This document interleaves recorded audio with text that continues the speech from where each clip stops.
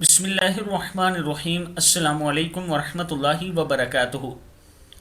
आबिद राजा channel की तरफ से आज मैं अपने दोस्तों को रसूलुल्लाह सल्लल्लाहु अलैहि वआलिहि वसल्लम का एक फरमान बताऊंगा। आप दोस्तों ने इस पर ज़रूर अमल करना है।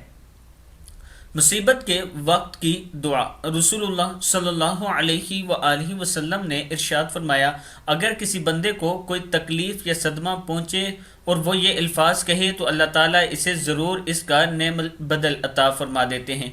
वो अल्फाज ये हैं, इन्ना लिल्लाहि व इन्ना इलैहि राजिऊन, अल्लाहुम्मा जुरनी फ़ी मुसीबती व अखलिफ़ली खैरम मिन्हा। यकीनन हम अल्लाह ही की मलकियत हैं और इसी की तरफ लौट कर जाने वाले हैं। ए अल्लाह, मुझे मेरे इस सदमे या तकलीफ़ का अजर दे और बदले में मुझे इससे ज़्यादा बेहतर दे।